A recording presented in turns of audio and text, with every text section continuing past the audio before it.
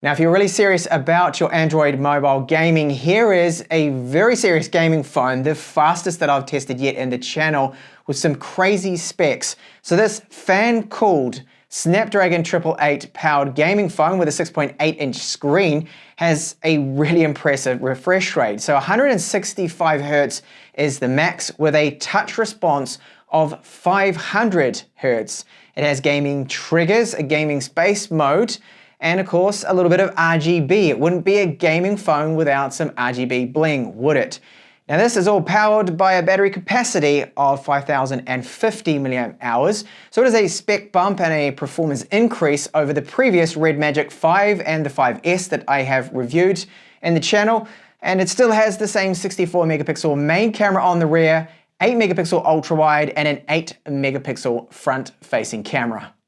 And inside the box we have a quick start guide, a Type-C to Type-C cable, and the charger. So this one is 30 watts. That's what we get with the global version. Now it does support 65 watt charging is the maximum with power delivery, and that will take around 40 minutes. With the included charger, it is then around about an hour and 20 minutes to fully charge it. Onto the design. So very similar to the Red Magic 5 and the 5S that I have reviewed also in the channel. We have a phone that is about 10 millimeters the thickness, and it does weigh a rather heavy 220 grams. So it is a bit of a chunky phone, and that's understandable with the extra cooling it's got in this, the fan too there. So this is our unlock button, the power button right here. And there is one of the vents there. So that's the exit vent for the fan. If you put your nose up to it, your mouth up to it, you can feel a slight breeze coming through this. We have the triggers here. So these have a sensing rate of 400 megahertz. Those particular triggers there either side. That's an antenna line. So a metal frame around the outside of it. It has Gorilla Glass 5, I believe it is, or Gorilla Glass 6. They haven't been too clear on the exact spec of that, unfortunately. And you'll see here down the bottom, that is the intake vent then for the fan. We have the gamer mode switch, so that switches over to the game mode. And then on the back here, our cameras. So there's an 8 megapixel ultra wide, which is this one here at the top, a 64 megapixel main camera, so no changes here compared to the previous model, and a 2 megapixel macro camera, which is kind of useless, and I won't even probably show you a sample of that one. It's not good, just trust me on that. And then the branding on the back here. So Tencent games, that won't be there on the global model. We just got this with the review unit here that Red Magic sent out to me. So there are some RGB lights in here, so we have a little bit of gamer bling too with this particular model. Then down the bottom, there is the SIM tray tool, which does take only 2 nano SIMs, so we don't unfortunately have any SD card support. We've got a Type-C port that does support video out. It's display mirroring, which is perfect for a gamer phone. That's one of the loudspeakers right there. And here right up the top, a 3.5 millimeter headphone jack that, yes, that all gamer phones should have. Secondary mic, and you can see another antenna line there. So the build, very good. In-screen fingerprint reader. It is very, very quick, this in-screen fingerprint reader. I'll do that again for you. Good location to it. I don't find it to be too much of a problem. So yes, it is a large phone. Now this screen is Full HD Plus. It's 6.8 inches, and we don't have a cutout for the camera or a notch. So we have the top and bottom bezels, and up here is an 8 megapixel camera. So this screen is Full HD resolution. That's 2400 by 1080p. And we've got a lot of settings in this, which is great. So with the refresh rate, there's one thing that I thought would be in here would be the 165 Hz mode, but not yet at the time of this video. That is apparently coming. That will be with an update to give us that advertised 165.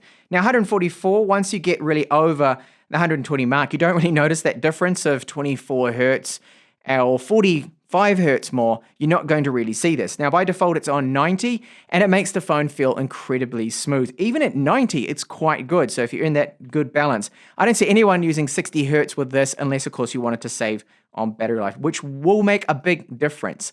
So dark mode currently on, that is going to save some battery too, of course. Now depending on what refresh rate you're using, it seems to only be with the 60 Hz now that you're allowed to use this, but I can't seem to select it either now. I think I need to disable another thing. That's the DC dimming, but for some reason it's grayed out there. That's to reduce the flicker. Other options we have are under the display preferences. So we've got your typical scaling modes. That's all there. I won't get into too much of those typical Android ROM details. We've got normal mode, natural mode, P3 color gamut, sRGB2 there as well. So the maximum brightness tops out at 780 nits. It is a very good screen when it comes to sunlight legibility. I'm able to make it out very clearly, as you can see in this short little clip here, that it's one of the best actually that I have reviewed lately in terms of the sunlight legibility. This phone runs Red Magic OS. It's on Android 11, and I am, at the time of this video, on the latest updates. So the ROM is very, very smooth. Even with the 60 Hz that I currently have it set at, it still feels a lot faster than other phones would be at 60 Hz. And you notice that difference, like mentioning before, the display, when you go and change that. So if I say, okay, I want it at 144, it then becomes even quicker. Now this ROM, it does seem that I'm not able to permanently override the home here. So I have Nova Launcher, Nova Launcher Prime installed, and if I want to go over to Nova Launcher, it's there, but as soon as you do one of those gestures, then it will bring back the Red Magic launcher that this has. So that's one thing to bear in mind, that if you're getting this phone and you want to run another launcher, sadly, it looks like we're out of luck with that. Now, multitasking is very good. You can have games and other things running in the background that are quite heavy and swapping over to them. After a while, eventually, of course, they get closed and locked and killed off because of the resource management. So I do have here, oh, it's still going. No, that's actually being paused there. That's Genshin Impact. I'll show you some gameplay of that later on. So the gesture detection, really good on this ROM. Notifications are coming through just fine. I have had a few little bugs and glitches, which is black screens appearing. And that is when I launch some titles, some games there. So that's just one thing, that software is not quite mature just yet at the time of this video with the ROM. So this phone I have, and all of the phones will have the 12 gigabytes of RAM as the base, which is a lot. Now this is going to be more than some people's laptops. I've got a laptop myself that's only got 8 gigabytes, and there's ones out there with just 4 or 6. So a lot of RAM on this phone. So it does multitask quite well, but you can't really take advantage of that RAM. It's more of a little bit of a gimmick there, unless you're running or trying to run like 4 games at once, but the task manager will close off one of them anyway, so not too much of a point in that. So very good benchmark score. This was run in the gaming mode with the fan on. Now I'm getting this error with Antutu, the latest version, which is version 9.01, that it keeps saying that it cannot authenticate or communicate with the server here, and I've given it all the permissions I need, but I don't know why this is happening. It's happened on the last few phones that I've reviewed too as well. So take this score as being maybe a little bit higher than it could possibly be, but it's the correct version. I've downloaded it off the official website, ran it, and this is the score. So the GPU score there, absolute monster, of course, with that Adreno 660, really, really good there. And I'm seeing that with the gaming performance, that it is so good. This is the best gaming phone that I have seen so far. So the internal storage speeds, they are really good. UFS 3.1, I have 128 gigabytes with this model, and you're probably seeing a little bit of banding coming through up and down the screen, and that is why I wish that I could enable that DC dimming, which should be able to do that, but I just can't. So no holdups with the storage or the RAM, of course, or anything. This is just so fast. Now, unfortunately, this has a Widevine level 3 cert. This is a disappointment. So this means that Amazon Prime Video, Netflix will all be in just standard definition with such a nice screen that supports a really high refresh rates. Notice that the DRM info does pull through the 165 refresh rate maximum. I just cannot select that in the options as I showed you.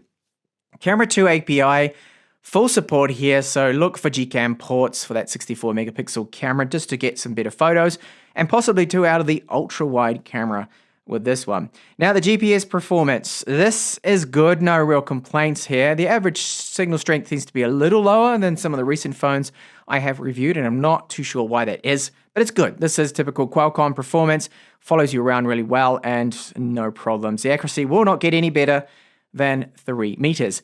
Now the wireless is very good in this, but it's not the fastest speed I have seen right up close to my router. I've seen phones now that can get over 1000 megabits per second. However, this one here, the low point that I always test, which is downstairs away from my router, 404. This is a new record here, so really good wireless.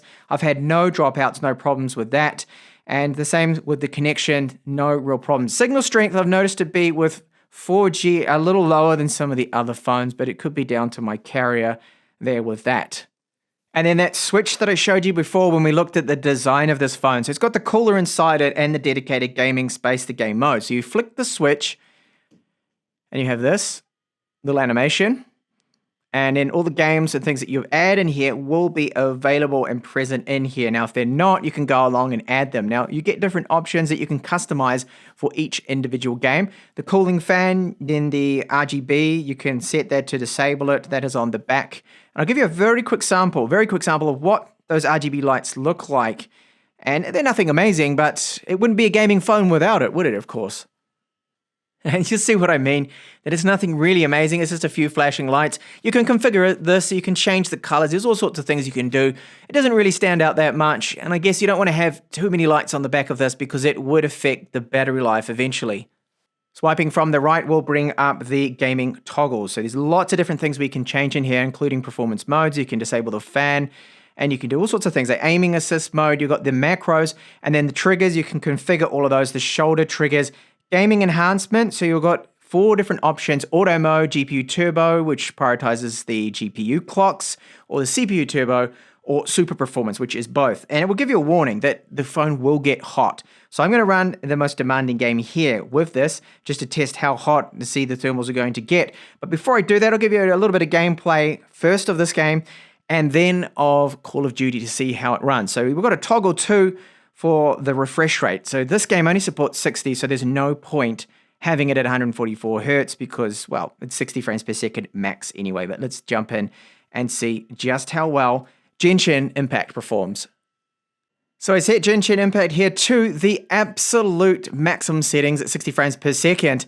And it's probably the best I have ever seen it run on these super demanding settings. So eventually it is going to get quite a little bit warm. Now when you're fighting bosses and enemies and there's some spells on screen, I have seen it do a few little pauses, a few little lags. But this is very, very smooth gameplay. I could quite happily play away on this on the maximum settings with this phone. I do believe the RAM is probably the biggest part that is aiding here. And the fan inside does actually do a little bit of cooling. It keeps the temperatures down, and what they do is just push the absolute maximums out of those clocks. And then, of course, I do have the option here. I have it set to that turbo mode performance. Oh, this game is not supported. It's just stating there with that. But very, very good settings. I'll just show you those to confirm that, yes, it is running here on the highest possible option. So custom. Saying custom because I have it set to 60 frames per second. So really impressed with the gaming performance, and so far this without a doubt is the fastest gaming mobile that I have tested. Now with Call of Duty, it lets me select the ultra frame rate option, which is a first. This is the first time I've seen this on any of the Android phones that I test out.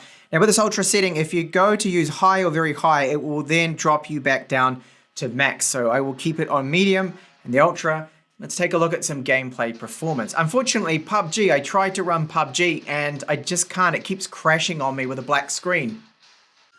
The game is running so smooth. I have never seen Call of Duty run at this speed and smoothness before, just looking around everything.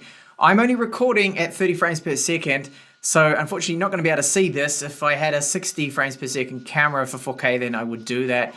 But really, really, really smooth here. And when you look down on the sights, there's no lag, so this is going to play the game perfectly. Now, one thing to point out that the little fan does make a bit of noise, and here is just a very quick sample. And note that I'm holding the microphone up to the fan, but this is just to give you an idea of what you can expect with that fan noise. You don't have to use it, remember, you can just turn it off.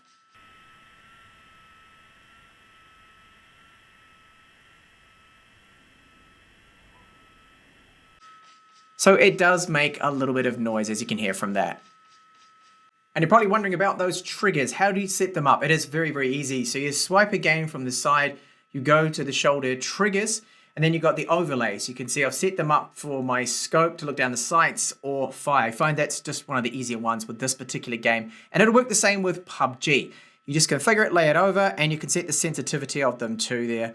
So once they are set up, I'll just show you quickly a demonstration of what it's like. I've done this before with the other models. So just tapping here, I can look down the sights. You get a bit of a vibration and then to tap to shoot. And this, once you get used to it, is so much better than using the touch controls, which sometimes in a hurry when someone just pops out in front of you, I will tap here and whoops, I didn't actually hit it. But with the triggers, you've got a much better chance then of firing, I do find.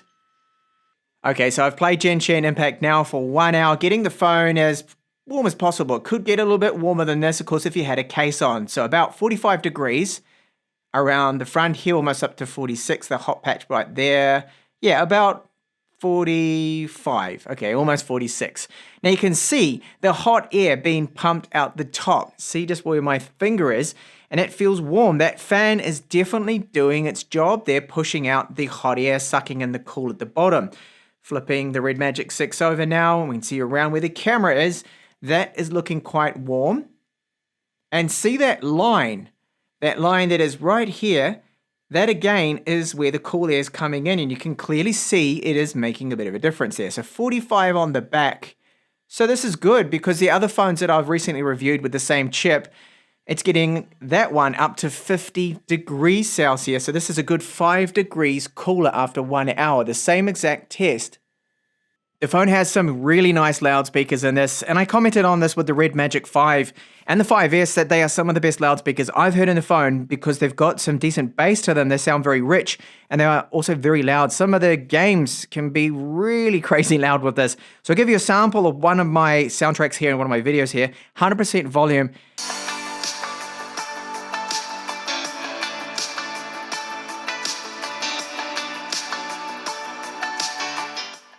Moving over to our video performance, so this one, the front-facing 8-megapixel camera can only shoot 1080p maximum, and it doesn't have any electronic image stabilization, and the audio bit rate is low. It is only 96 kilobits per second, so if you were going to be using this for your vlogs or whatever, you're going to need a gimbal. So this is the 64-megapixel main camera. It normally takes a 16-megapixel photo, but you can use 64-megapixel mode. But with video here, 30 frames per second, 4K, we've got 4K 62, but this is just 30 that I'm showing you. The electronic image stabilization is not at all bad. It seems quite steady. This is, of course, handheld. I'll just pan around. It's not bad for a gaming phone. Gaming phones normally overlook the camera quality and video. It's just the audio bitrate at 96 kilobits per second is a little low. Now the focus I've noticed to be quite good. It doesn't seem to have any problems with video. For here is 8K video, so this does not have any electronic image stabilization applied to it. And it is 30 frames per second if the lighting's good. If it's somewhere where it's dark, then it will start to drop frames. And it still sadly has that 96 kilobits per second audio.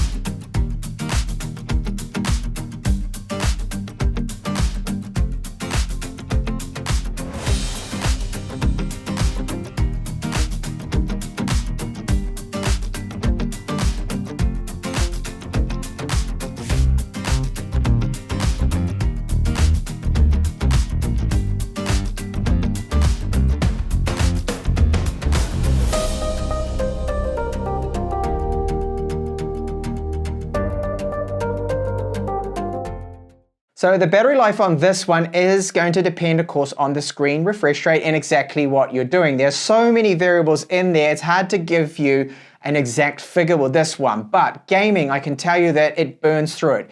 Games that do support the 144 Hz that I currently have with this model, and I've confirmed with another YouTuber that 165 Hz with the firmware updates coming out will be there, means that the battery life can be killed off very, very quick if you're gaming. In about 4 hours, 5 hours is my calculation. That's with a reasonable screen brightness. The higher you go, the quicker it's going to go through that, of course. Now, great to see a 3.5mm headphone jack. That is a must on a gaming phone. And some gaming phones, would you believe, are skipping on that. They're just missing that out.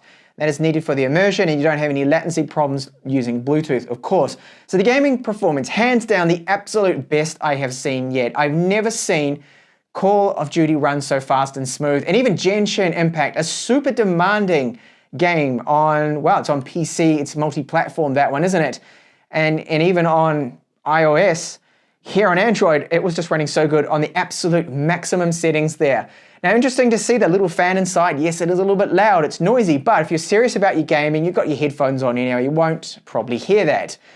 And it does make a difference. With my thermal imaging camera, you could see it pushing the heat out. You could see the area it was cooler, and it's a good approximate 5 or 4 degrees cooler than other phones that are passively cooled. So they've done a decent job with the cooling on this one.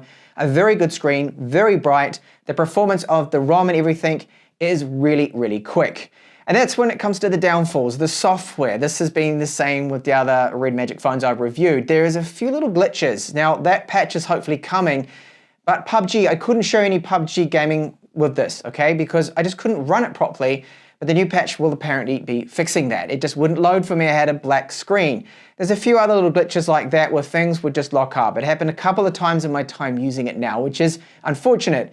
No Widevine level 1 cert is a shame. We don't have any electronic image stabilization on the front-facing camera, and no optical on the rear one. They didn't decide to upgrade the camera, and it still takes a decent photo. And overall, it's a good package if you're, of course, not into having the best absolute cameras out there. It will still do a good job. I think the video performance it's okay there. Now, low light is nothing amazing. That's the downfall of this.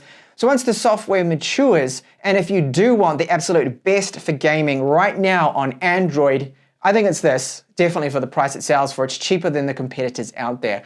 So thank you so much for watching my review video on the Red Magic 6 here, a performance gaming phone with some crazy good performance. And do subscribe for more up and coming videos and reviews from me.